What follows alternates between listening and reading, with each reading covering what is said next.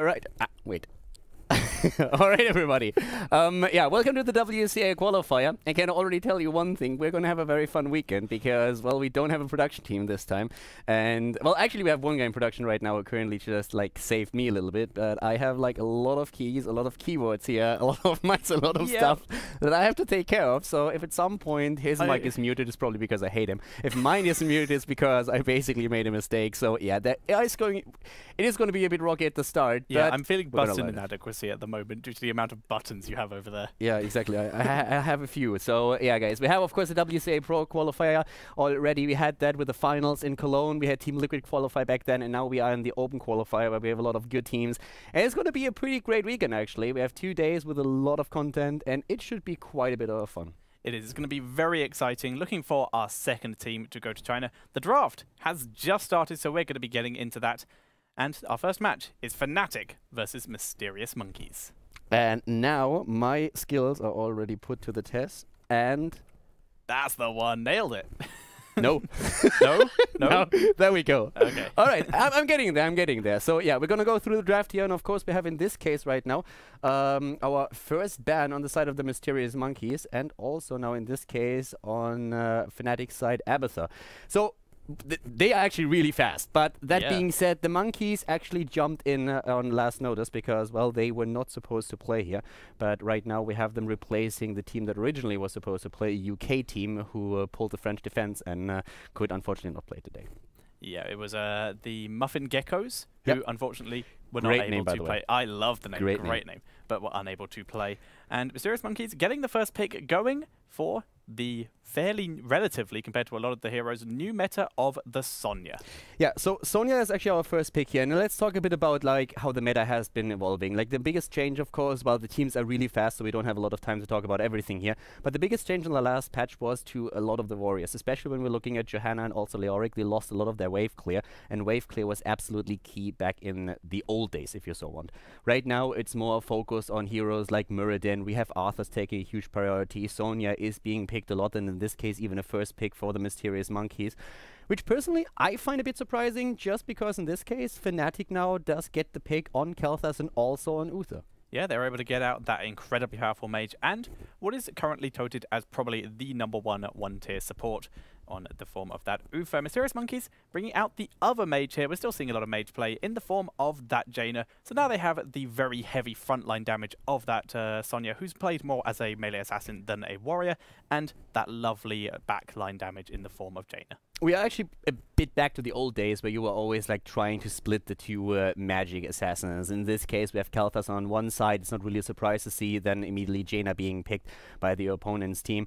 And also for a second frontliner, they are now picking currently immediately Johanna, which could actually result in a ban on one of the supports. Oftentimes when you look at the lineup like this, you would say, okay, they can ban out some of the damage dealers. They can maybe like ban out a hero that would add some kind of like tactical support. Toronto, for example, is a pick that we see a lot.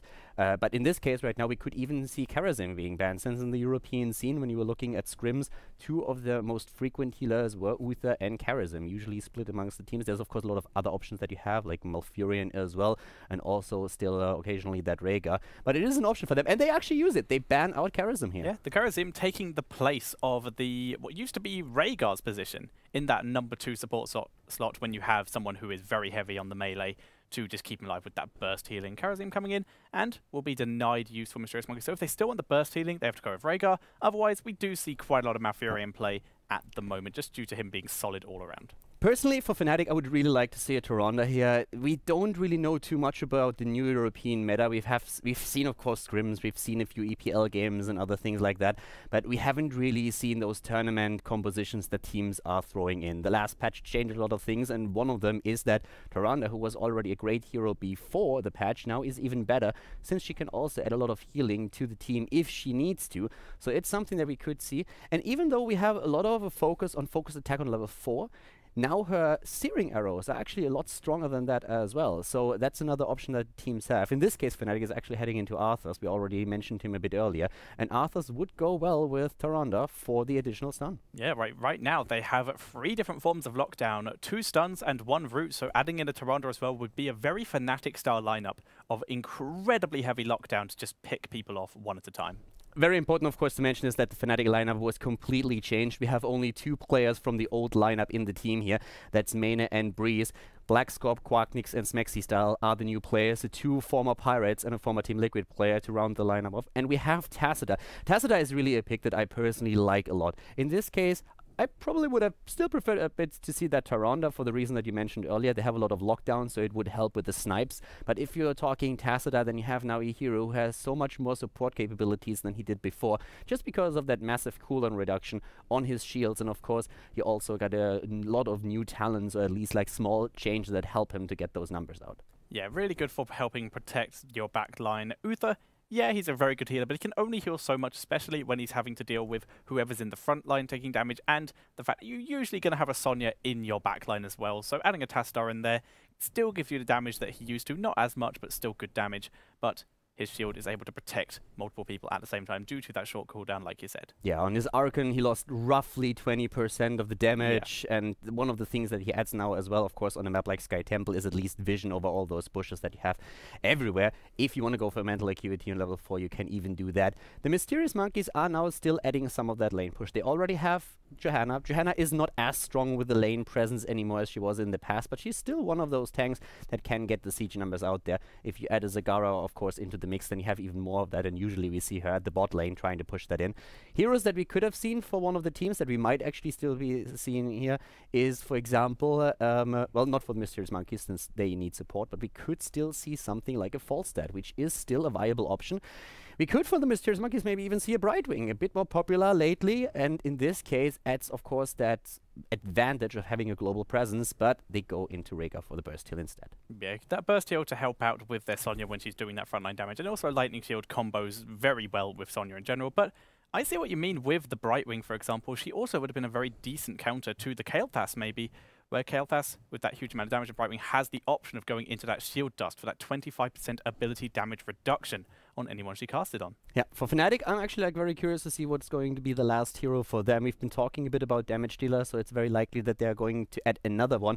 That would mean that they go into a single warrior, and there it is. We have immediately the Falstad taken. I personally like that a lot for the reasons that I just mentioned. He's also a great hero when you want to put single target pressure on one hero in your opponent's team, and that's of course exactly the case with Johanna and also with the Sonya at the front line, especially that Sonya. You want to get her under control, lock her down, make sure that she can't get that self-heal in, and more than that. So I really like the choice that they made here. Yeah, it's very interesting. Falstad definitely has come into the meta in a big way recently, especially with the recent Road to BlizzCon qualifiers. Na'Vi in particular made incredible use of Falstad in combination with some other heroes. Yeah, Mighty Gus, of course, is absolutely great, and that Mighty Gus and Lamb to the Slaughter, that was something that was absolutely beautiful to observe. So a lot of fun what we saw there on the side of Na'Vi. They unfortunately could not attend the qualifier here then, since they are already on their way to BlizzCon, but we still have very, very good teams here, and of course they're going to be very eager to claim that last spot to China.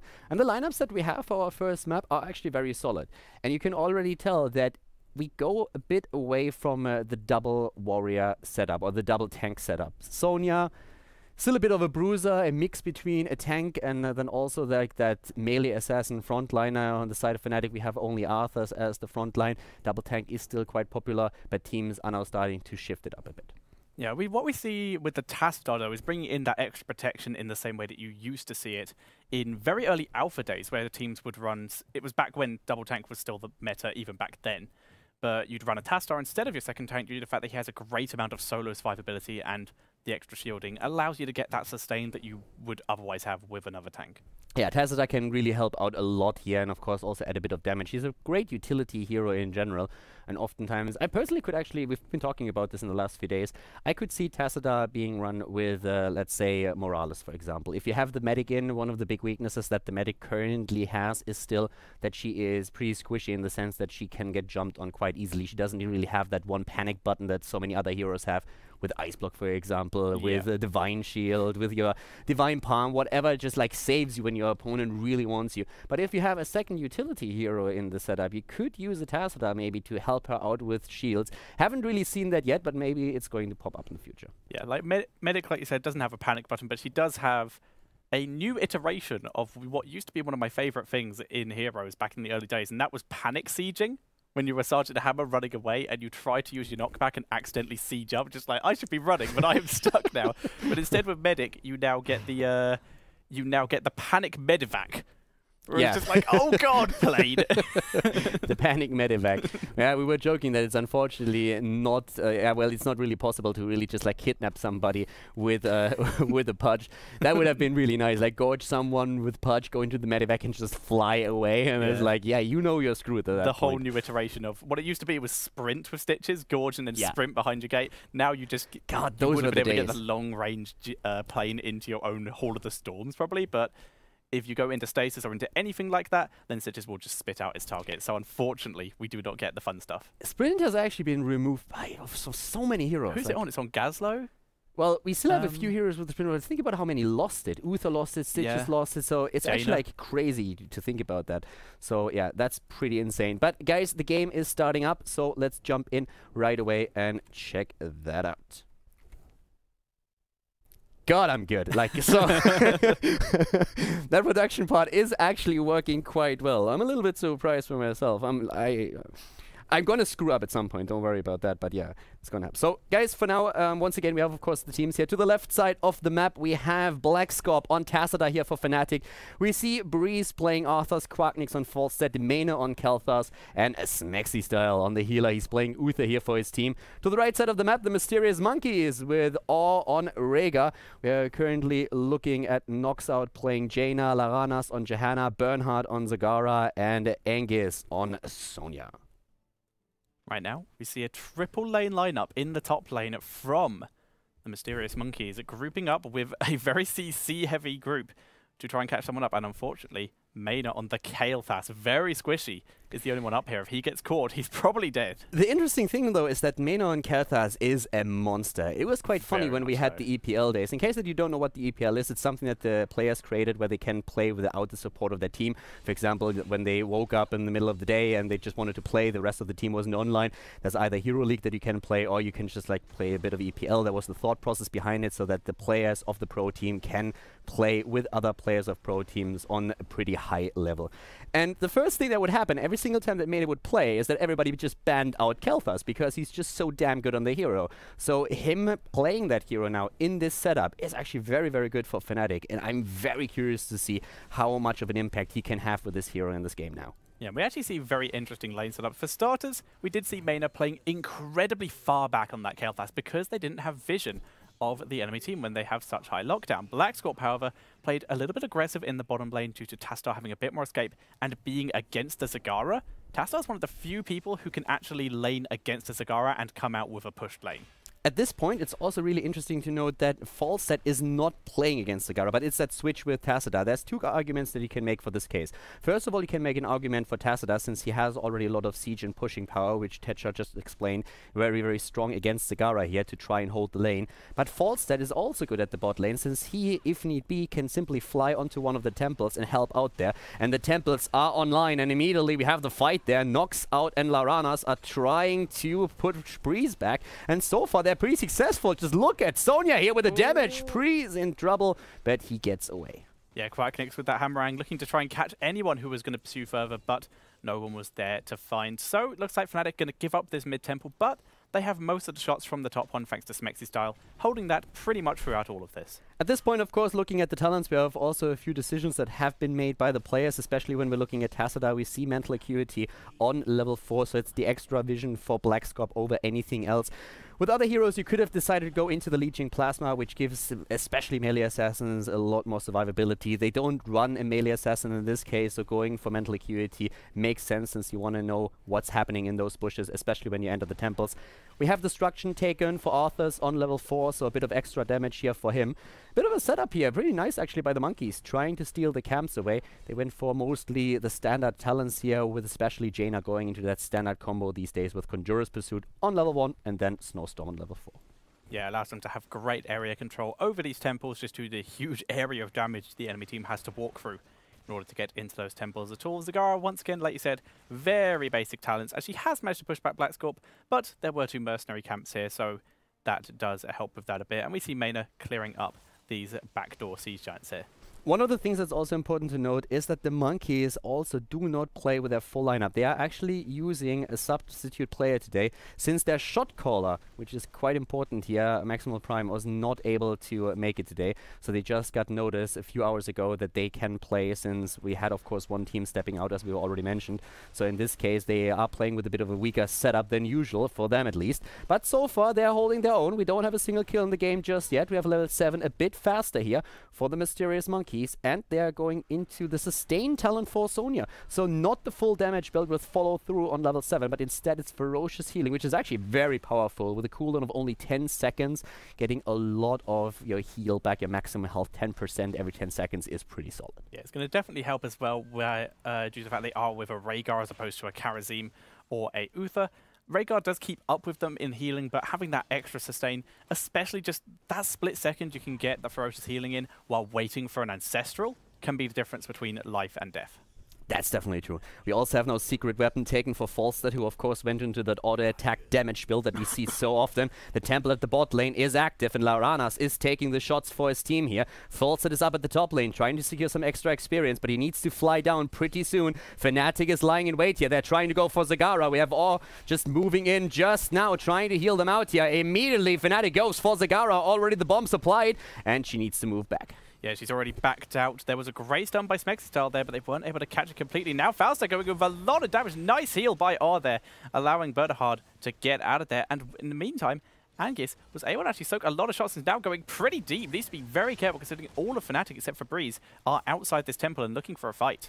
The Monkeys are actually coordinating this extremely well. Once again, Breeze in a little bit of trouble. Split from the rest of the team gets shielded, but he loses so many points, and he's the first blood in the game. Sonya, still up at the front, is able to move away, not eating that extra damage from Kalthas. Very well played here on the side of the Mysterious Monkeys. They secure themselves the last few shots on the temple, and they are also able to get a small lead in experience, which should lead into an earlier level 10 for them.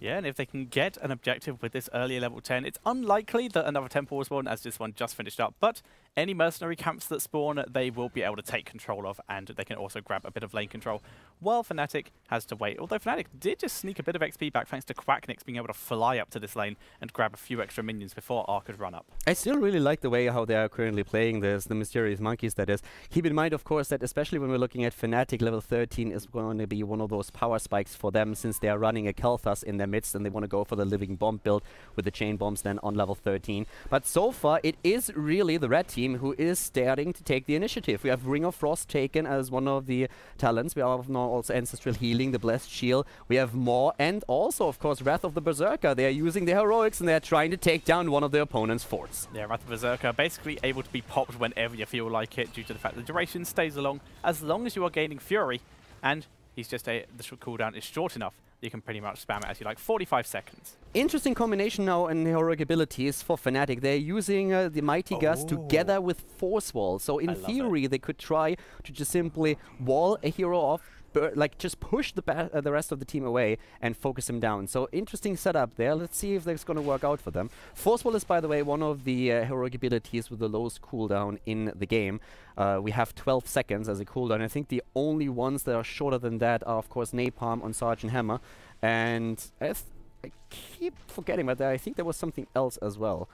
Maybe. But yeah, I think Possession, the charges of it have a shorter cooldown, but I'm not sure. Kalthas to getting stunned up here, throws out the Phoenix, but is going to go down. Breeze from behind is able to take down Jaina in exchange. Yeah, Mina down, both of the mages down. They're going straight for Rhaegar, and Orr dies as well. Great kills here from Fnatic. They're starting to move in again. Quacknix is a bit low, but they get their kill against Sonya, and Falstad still escaping here. Bernhard is in trouble too, trying to use the mortar escape, but it's too late. Breeze taking him down. The Lich King is successful in this case, and now only Johanna survives, but Lauranas is moving back. So Fnatic turning this around, getting 3 kills out of that. We have them with 4 kills against 2, and also taking a slight lead in experience.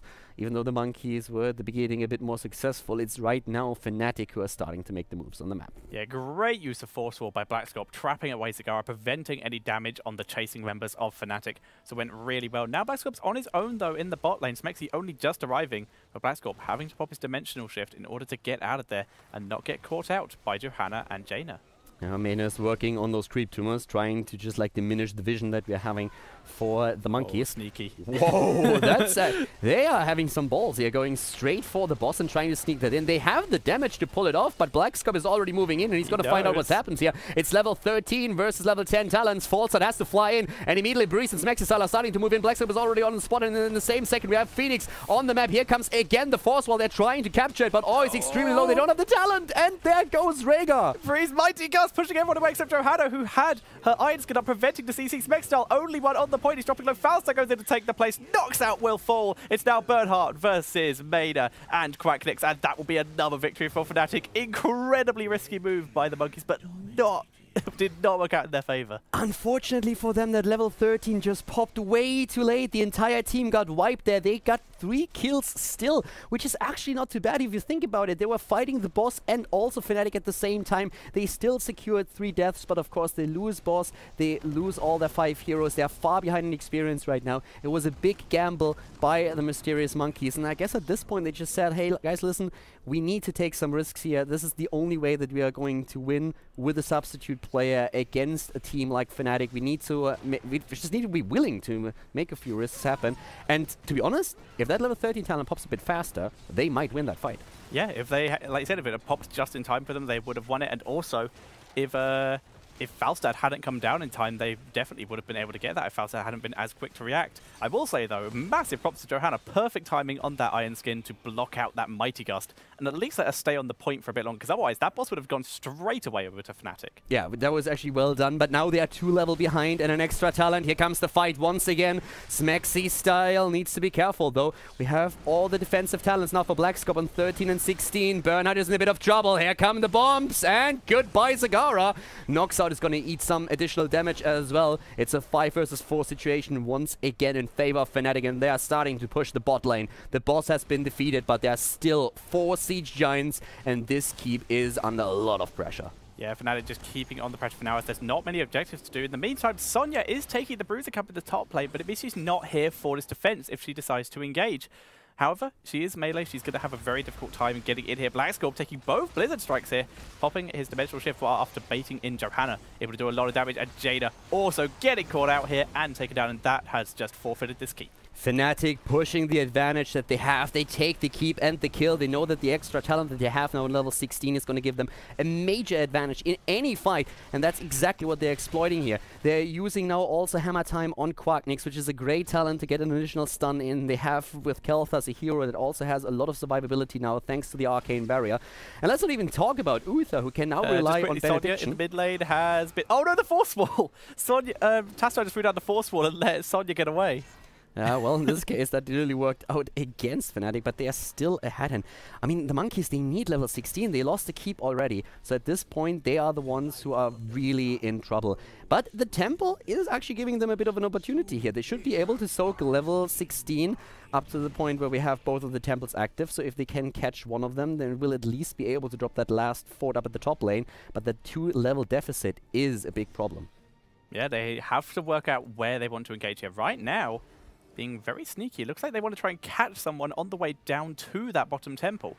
Although R actually being back, I'm assuming that's just a B step. I doubt he would actually... Nope, he has just gone back. He was full health, full mana. Looks like he's gone back to defend, but he's the only one. There we go. Sonya's come to join him. So it's going to be 2 versus 5 here, while 3 people hold the bottom lane. Yeah, we have actually like 3 heroes up at the top now, but they need to try and somehow prevent that keep from dying. Someone has to be back. Laranas is the only one who's still trying to get those shots, but here comes a perfect Force Wall from Blackscorp. The more as a counter. Well done here. Angus in the middle of things with Sonya trying to escape. Can use maybe a whirlwind again. Wasn't cooldown, but the kill against Jaina was exactly what Fnatic needed to push this in a bit further. Blackscorp getting engaged upon by Laranas here, but able to get out of there with his Dimensional Shift. Angus not able to do the damage he needs to onto Quacknix. Their Force Wall at least delaying them a little, but the keep will go down here. And now Fnatic, they could just pull back and go for one of these temples here. And with Jaina down, it's going to be a lot harder for the Monkeys to go for one of these temples because they don't know which one Fnatic are going to. It's going to be nearly impossible for them. It's level 20 approaching for Fnatic now too. They are in full control of this game with 12 kills against 5. Level 19, nearly 20 versus 17. Angus is trying to get a few hits in against Blackscope, popping the Wrath of the Berserk, but a Blackscope simply using another Force Wall to zone him out there. Everybody now starting to focus down to the bot lane, but up at the top, it's Arthas claiming the shots for Fnatic. Falstad even holding the mid lane for a bit, just getting his team some XP. Tassadar also there with him. They're not going for that bottom temple, just going to give it up.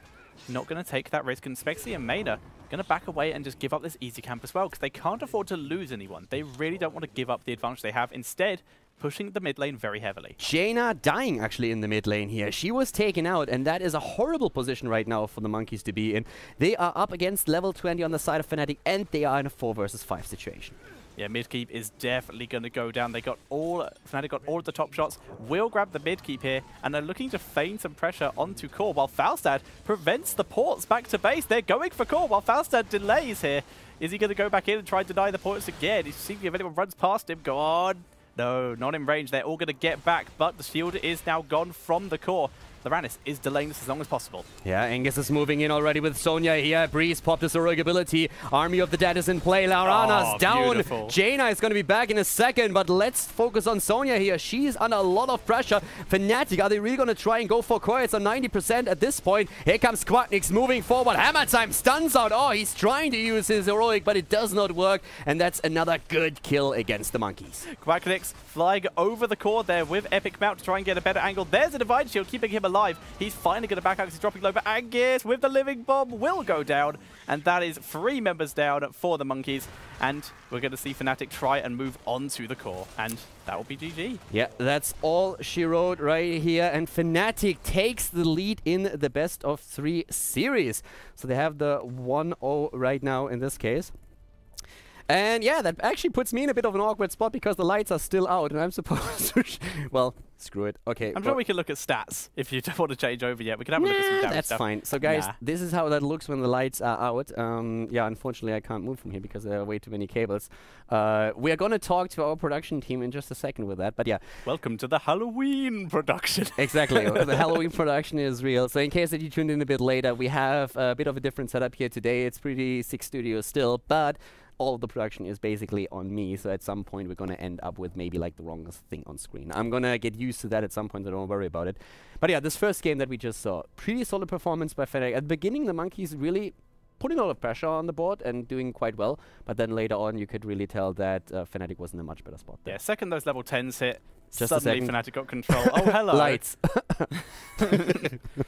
Yeah, second level 10s hit for Fnatic. They just grabbed control back at the game and were just able to just not let anything go. They let go of a few camps every now and again just because they didn't want to die, and they knew they could clear them. Yeah. And of course, at the end lane, Fnatic knows they have level 20, right? So they have level 20, they have the pressure, there's still a couple of temples up, and they're starting to just push in and get those hits. So that was really well done, just like sieging up on the core and putting the Monkeys in the position where they had to fight. And Fnatic played that really smart. They didn't really like just dive the core, try to burst it down and maybe get a kill. They always poked a bit at the outer sides and just waiting for someone to overstep just a tiny little bit so that they could take him out there. So guys, we're gonna just wait for another second. We're gonna be back after a short break with our second map. The draft is going to be set up in just a bit, and then we should be ready with that. So see you guys in a sec.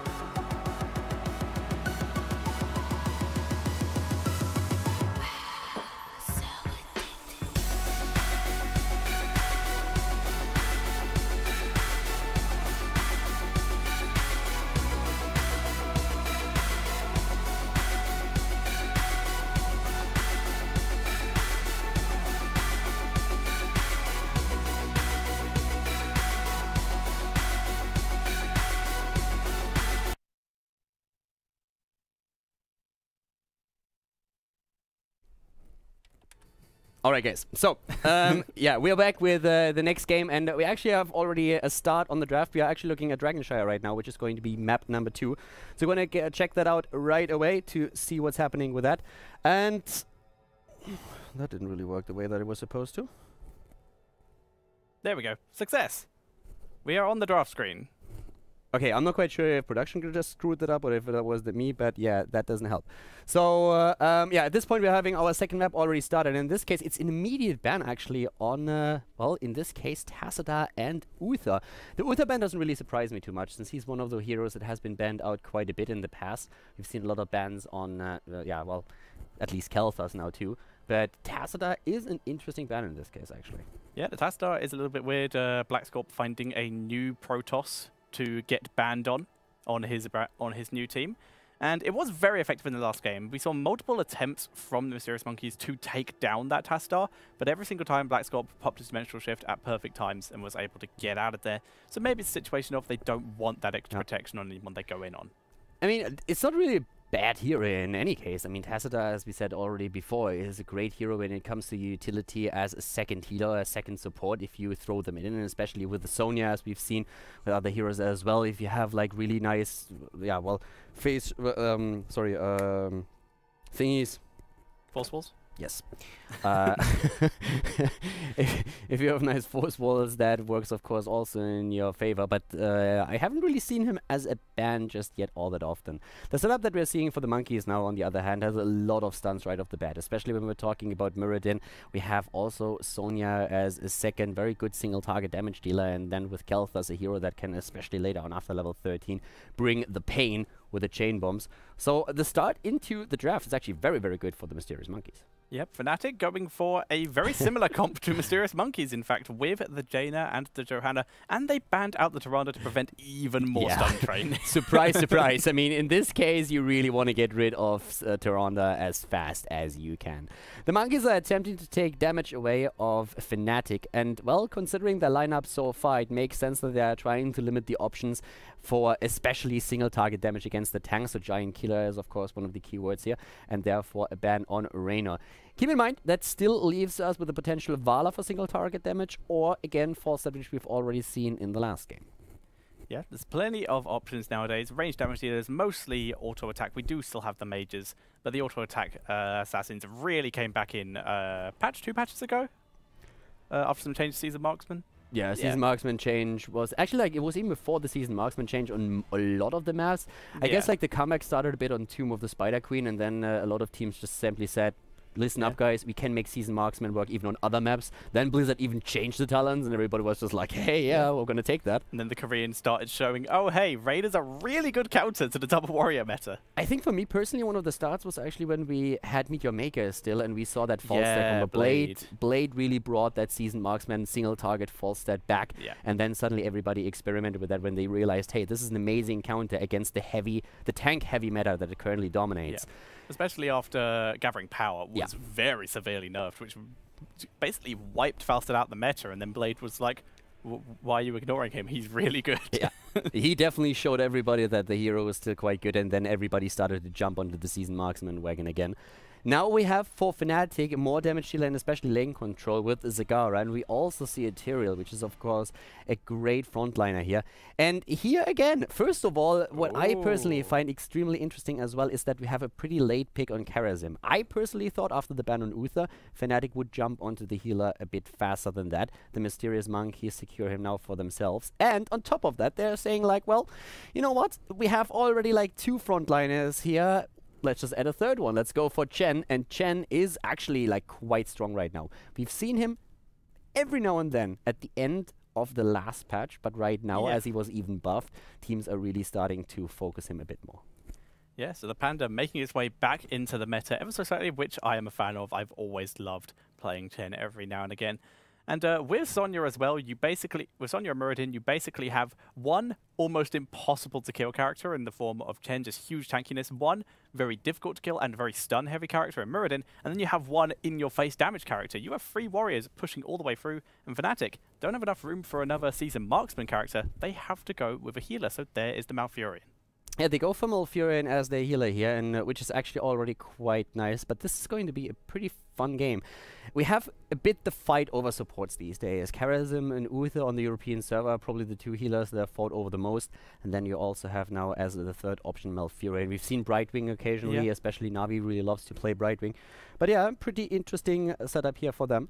And yeah, for us, that's also pretty awesome already, because we have the lead for Fnatic with the 1-0, but we're going to jump into that second game momentarily as soon as the players are ready. And especially when we're talking Dragonshire, control is really important. It was one of the main reasons why we've seen a lot of Johanna and Leoric played on this map in the past. You're trying to push the lanes in so that you have an easier access to those temples, to those shrines, and then get the statue. And it's one of the reasons why we have, of course, Zagara again.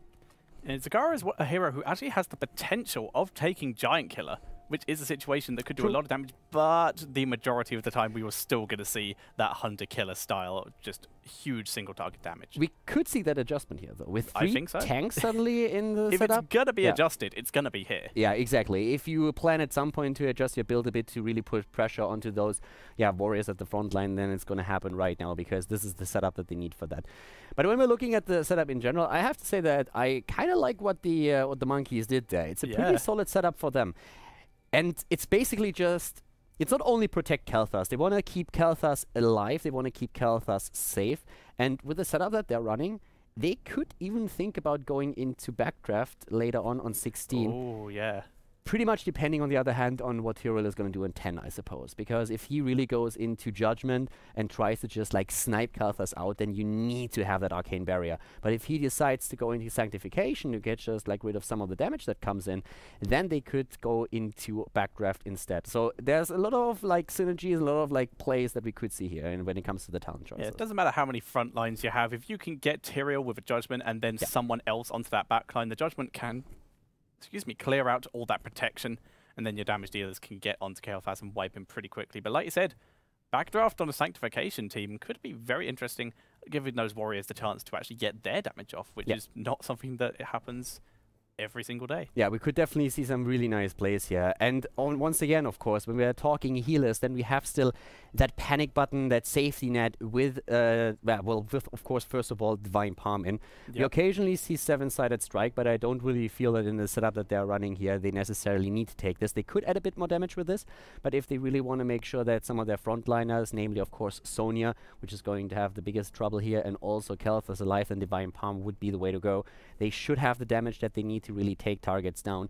And then we have Malfurion against this, who has a lot of heal over time, but is not really that healer that you oftentimes see that can really negate all that burst. But he's great, again, against a lot of AoE damage, and when those living bombs go down, Tranquility can go a long way.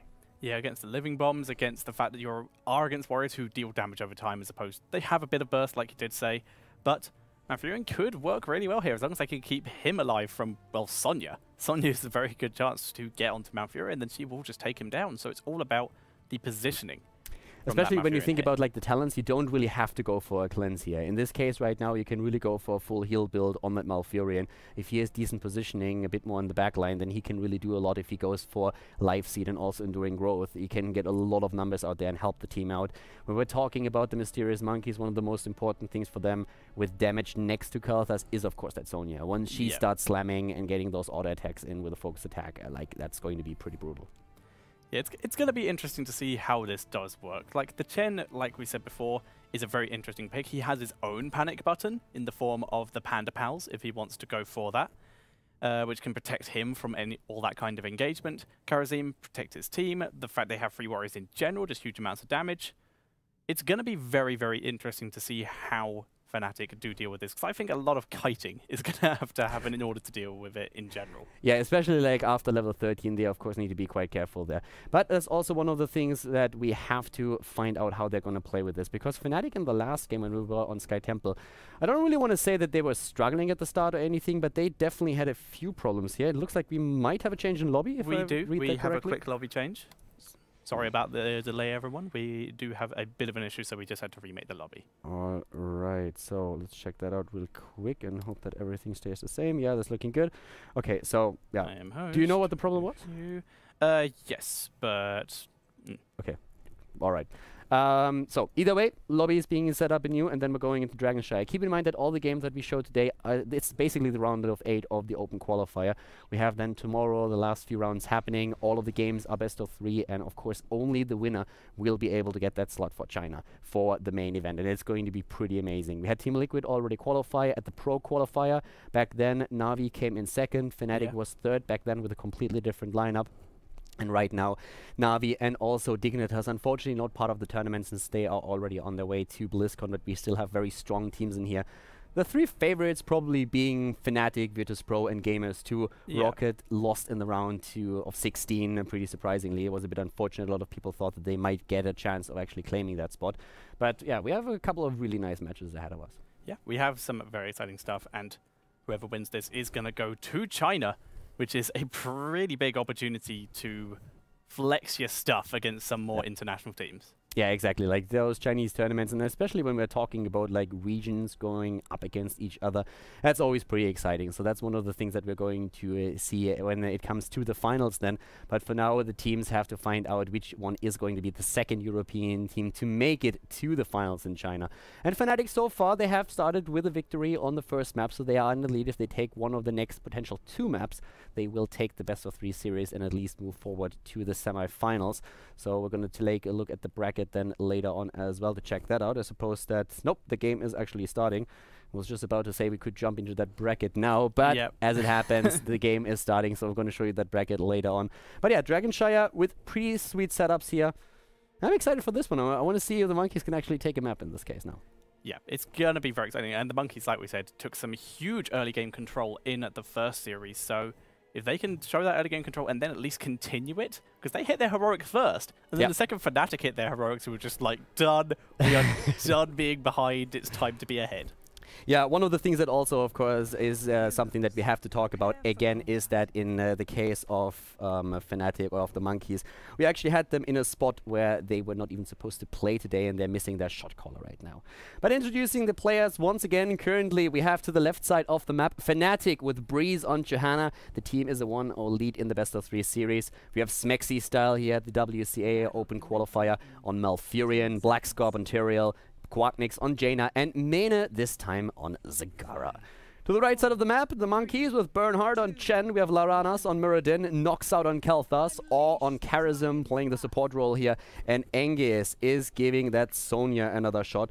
So trying to show us the skills there. And everybody already moving straight into the middle for a bit of early game brawling. Yeah, they wanted to see if they could find someone up there, but we can see on our screen, due to the fact that we have the advantage of being casters, that everyone is actually in the mid lane, and Fnatic spotting that out with the flashlight from Johanna, taking a lot of damage already, but it is Johanna, so she's just going to walk away. Angus, not so lucky, rooted by Malfurion, and is first blood. Very well done here. Great roots by our healer on the side of Fnatic. Good job here, getting the root down and locking Sonya in place. But then again, early game kills, usually not all that important in Heroes of the Storm just yet. There's going to be a couple of changes that Blizzard is currently already thinking about that might increase in the future. Talking about early game kills, up at the top, Bernhard on Chen in a bit of trouble. Nice root once again, and Chen is dead. And in this case, it's actually hurting the Monkeys quite a bit since they are losing out on a bit of minion experience now too. Yeah, Chen, very difficult to do with, like, Fnatic did miss out a bit of XP in the mid lane. Chen, very difficult to kill 1 versus 1. Let's just send 4. 4 will get him. And they're able to kill him out, like you said, make sure that the Monkeys missed out on a little bit of top XP. Yeah, when we're looking at the talents now, no big surprises here at this point. Oh, nice jump here from Laranas, moves in. Where's that stunning? It's Smexy. Already had 1 in. Roots are being used. Knocks out was attempting to flank with the idea of using the gravity lapse to maybe lock somebody down, but now he might be in trouble since Black Scorp goes deep. He wants to have Kalthas, and he gets him. Takes down Kalthas here together with the help of Quacknix and Smexy style, and Bernhard is dying again. Wow, Fnatic opening up this game with a bang. Yeah, being absolutely trying to almost have a full level lead just in level 4, and they are in full control right now. They have both shrines. Sonya trying to delay this, but Breeze will push her back while Black Scorp is going to grab the first Dragon Knight of the game.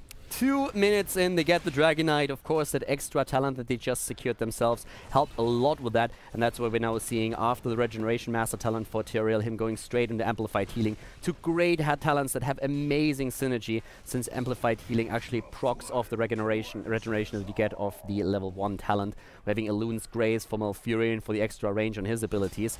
And yeah, it's a pretty good start for Fnatic here. So the Monkeys are starting to be in a bit of trouble. Let's see if Fnatic can actually continue this pressure. Yeah, for now, Blackscorp just going into the bot lane. He's already lost a lot of health on this Dragon Knight, but he's able to wipe out this tower pretty easily. In the meantime, Main is just pushing up the lane, so the minions will be able to take advantage of the amount of damage the Dragon Knight has done. Yeah, up at the top lane, we're having also Smexistal and Quacknix with an attempt to maybe take down Sonya. Keep in mind that when we're talking about heroes like Sonya and also Chen, the one thing that you really want to have against them is stun. Sonya has a lot of self-sustain thanks to Whirlwind, and the same goes for Chen with his brew, with his trait, and what helps against those are stuns. That's something where, for example, Johanna's Condemn comes into play, where we're also seeing Tyrael maybe even later on with his Judgment that can of course interrupt that. But it's not too much on the side of Fnatic that can really do something about it. You might be able to stun one of them out, but probably not both. So that lineup can really snowball at some point for the Monkeys. But if Fnatic stays on top of things and really waits a bit with those abilities, they can put a lot of pressure on both of these warriors that we're seeing here on the side of the Monkeys. For now though, Fnatic just keeping their lead, hit that level 7 first. We see the cleanse on that Malfurion, which is going to be very useful against the lineup of the Monkeys due to the very large amount of stuns. Johanna continuing with the Condemn build, and Jaina with that Frostbitten. She wants the damage. I actually could have seen him here really going for Enduring Growth here on the Malfurion. Cleanse is going to help out, especially against that Meridian Stun and the Gravity Lapse. But I feel with the setup that they have here, he could even have decided to go into a full heal build for the setup. Either way, right now, we have, with that Condemn build that you mentioned, Conviction taken on level 7.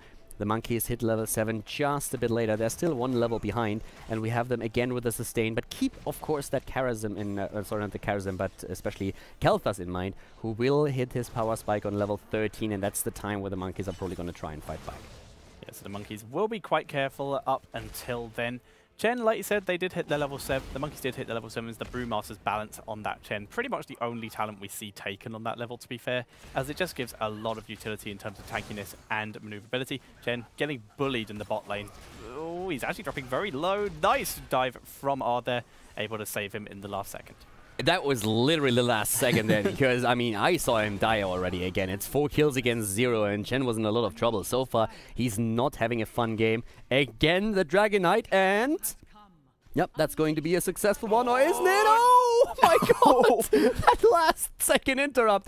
Great play by Laranas there, jumping in and denying the Dragon Knight to Fnatic. But Fnatic isn't done just yet. They're going in again, but they lost the top shrine. And at the bottom shrine, we're having now Quacknix going up against Bernhard. And so far, Bernhard is starting to do well, but Blackscorp is there to assist.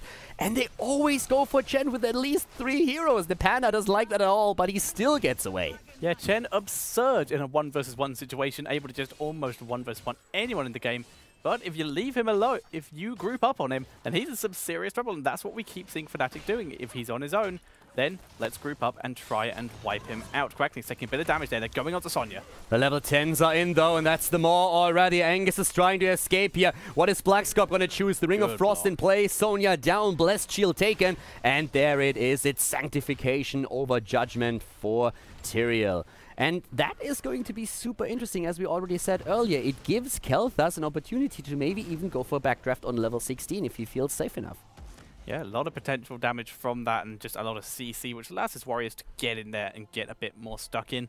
But, like I said, Ring of Frost, Devouring Maw, Blessed Shield, a lot of potential combo here from Fnatic, giving them the lockdown. That they had quite a bit of lockdown pre-level 10s, but these extra ones are just going to make it so easy to pick someone off.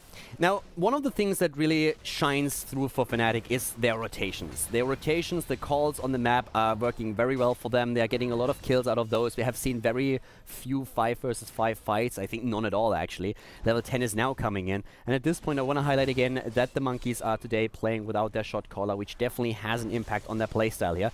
But they're still trying their best, and now they have the level 10 as well, and everybody is fighting for that bottom temple. Yeah, Muradin completely ignoring that route from Smexistal, just jumping over it to make sure the temple was held. Sonya taking so much damage. Ring of Frost catches her with Divine Palm, keeping her alive there.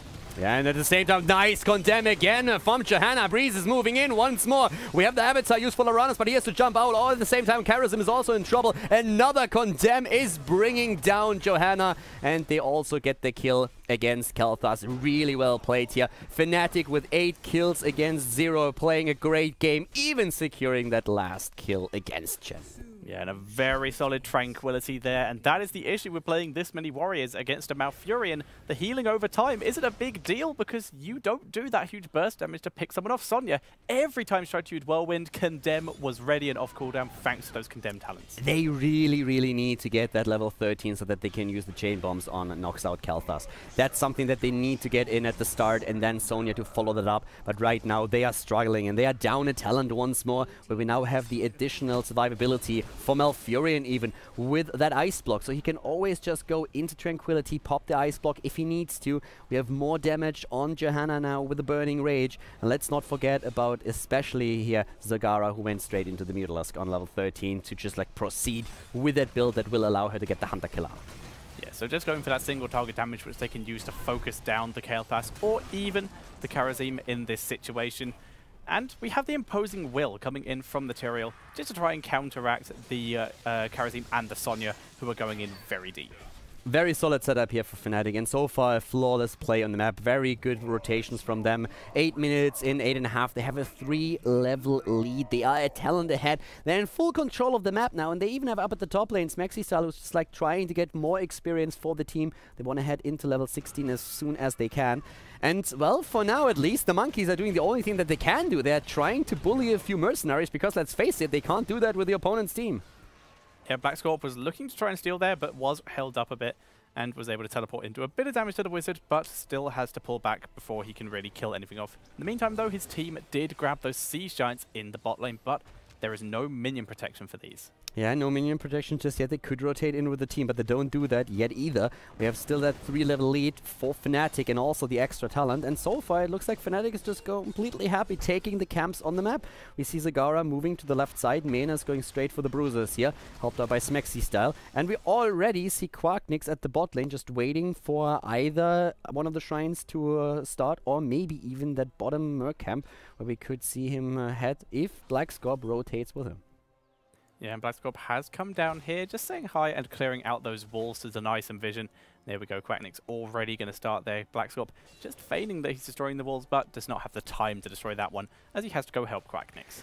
The creep spread on the map is actually like very good, so we are seeing now a lot of vision thanks to Zagara.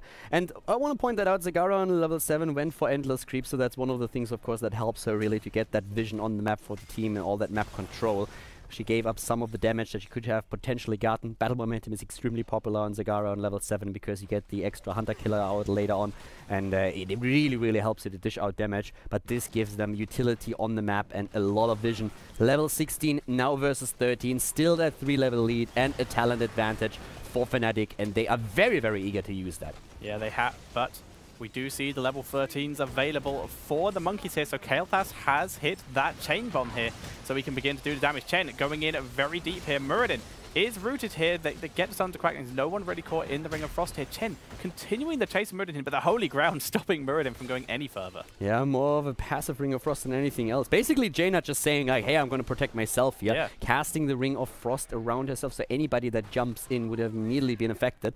Now, on the other hand, we are seeing the red team starting to go straight for that bottom shrine. And, well, up to the top lane, we have Johanna. Looks like Black Scorpion is a bit of trouble. He is trying to jump away. Already Sanctification being used in this case. The 2 shrines are active for Fnatic, but Black Scorpion is about to die. Jumps away in the last second. Still eats the damage, but the Dragonite has been captured in the mid lane.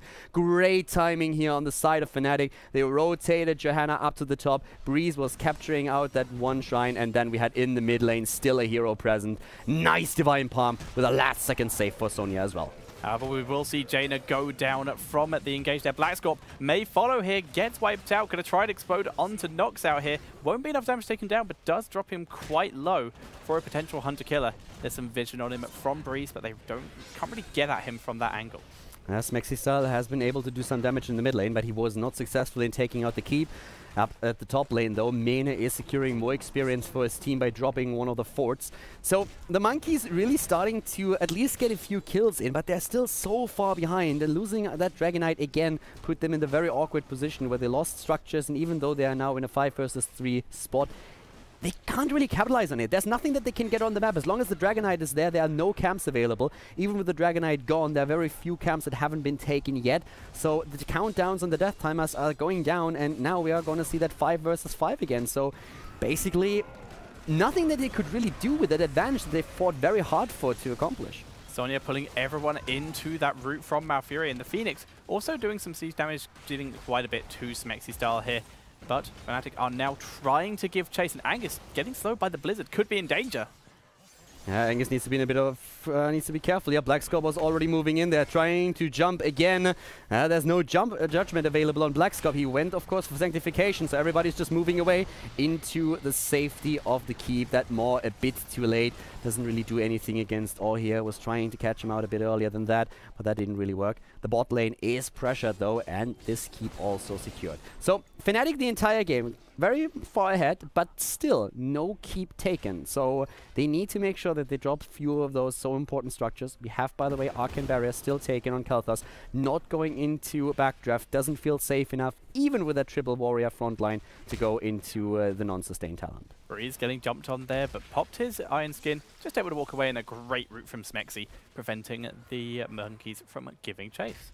Yeah, we have enough to share on level 13, by the way, for the Pandaren Brewmaster. So that's an interesting one, actually. So in this case, we have also the shield on the allies there. We do not see Relentless, which is a very popular talent to take on the hero too.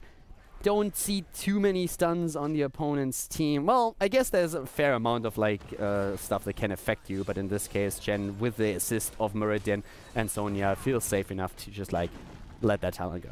Yeah, and he has also gone for the pressure point, going for that attempted engage and pursuit talent, as opposed to the extra shields, which would let him be a bit tankier. But when you're going for that talent, it's very easy just to sort of just ignore Chen in that situation, due to the fact that he's very hard to kill unless you group up on him. So leave him till last. Yeah, we are more or less going into that part of the game, of course, where we have a lot more 5 versus 5 situations. The Dragon Knight is up again, and I mean, there is still a chance that we are seeing for the Mysterious Monkeys to maybe catch a Dragon Knight and then take it from there. The problem for them is still that they are, yeah, well, far behind, and that level 20 is a danger that is very real. We have with Muradin now a build that also has us with a shield on level 13, going into Spell Shield, and going for also the extra sustain thanks to his Stone Form on 16. So, very sustainable talents, especially with Stone now going into Stone Skin as well. Here comes that fight, and oh my god, I mean, Johanna got beat up in seconds. Yeah, she just got trapped in the Dragon Knight statue there and was just a beat on. No escape from that. Even with Iron Skin, you are going down.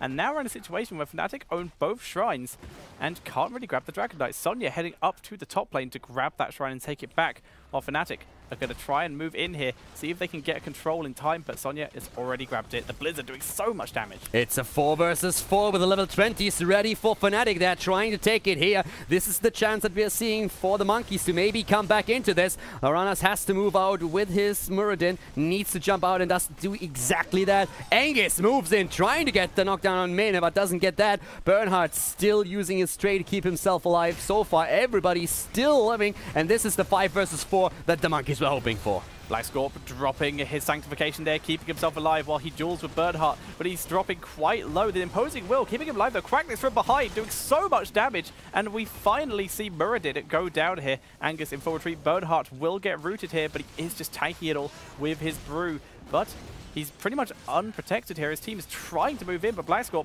circling around from behind. Yeah, Blackscorp moving in once again. There's a lot of bombs on the other hand, but Knoxout is in a lot of trouble. He goes down. It's a triple kill. Might even be a quad kill if they get close enough to all, but he is dashing away already. Well played here again by Fnatic. 12 kills against 3. Level 20 versus 18. Already up at the top, we are seeing Johanna secure Temple number 2, or Shrine number 2, and in the mid lane, Blackscorp is just waiting for a chance to grab that Dragon Knight, and that has to be keep number 1 at least. Yeah, right now Fnatic are already putting pressure on the bot lane, trying to catch out Angus, who's not actually gone B yet. He's just chilling around this area. very dangerous, could possibly be taken down by Jada, and is now just moving down to the bot lane to clear up and get his health back with the Whirlwind. But in the meantime, like you said, Blackscorp has moved into the mid lane, and they're going very aggressive with this. Yeah, so far the new Fnatic lineup is working out. We have them taking the keep in the mid lane, and they are, of course, focusing now the core as well. They have a 3-level lead still. They've been maintaining this throughout the last 10 minutes of the match, and now they are trying to, of course, secure themselves that 2-0 victory and move on towards the semifinal. It's looking very good for them. Breeze is still occupying a bit. Look at that Dragon Knight just hammering it away at the core. This, ladies and gentlemen, is going to be the 2-0. Fnatic is going to take the game. They claim victory, and with the 2-0, they advance over the Mysterious Monkeys to the semifinal of the WCA qualifier. Fnatic looking incredibly solid. In this entire game, there was not a single sight of the Fnatic we saw in the early game of game number 1. It just didn't exist. They just played that. They played that once, were behind once, and then were like, we're not doing that again, and just took control and played exceptionally. What really worked well for them were the rotations in the early game. They always set up small ganks, and the lockdown that they had, especially the way that Malfurion was always able to get the root in, secured them several kills. And once they got that, they actually established a talent lead super early in the game. They had level 4 versus level 3. Yeah. And that might not really sound like much, because you can usually catch up at that point quite fast. But the thing is, it coincided also with the Dragon Knight. And they were able to use that extra talent, get the first Dragon Knight, and then slowly and steadily just get a little bit farther ahead, put another rotation in, kill another hero. They did really well with that. That was pretty solid play that we saw today by them. Yeah, they didn't give up a single Dragon Knight, I don't think. No, not one. Even when they were in the one situation where the Dragon Knight was pushed back and they couldn't get the kind of aggression that they really wanted from it, they just did the exact right thing. And if you back up and if you just let the Dragon Knight die, then suddenly there are mercenary camps for the other team to take. You said about this during the game. What Fnatic did is they pulled the Dragon Knight behind the wall. And simple as that. It was just like, well, we're just going to let this time out. That way we're all regrouped, we're all prepared to contest mercenary camps and retake control. And well, guys, of course, we also have... Oops, that's actually the wrong one. Here we go. So we have our bracket already updated. We see Fnatic in the next round. And well, for now, we have the Goofers, actually. They are back and are going to play in our next game. So that match is going to come up in quite a bit. We're going to update the bracket, of course, throughout the day here. Today, we're going to have all the matches in the round of 8. And then tomorrow, we're going to have the rest of the games. So that's what you can expect here. We have 3 more best of 3s here today for you, which should actually be pretty exciting. And besides that, we're of course going to keep you up to date with the rest of the scores here. Tomorrow we're going to be back also at 4 p.m. to show the rest. But today we still have Virtus Pro who have to play. We also have Gamers 2 who will play later on as well. We're going to jump into a short break, and then when the players of the next team or the next 2 teams are ready, then we're going to go straight into the draft and show you the next game to find out which team is going to go up against Fnatic in the semifinals. So guys, stay tuned and we'll be back in a bit.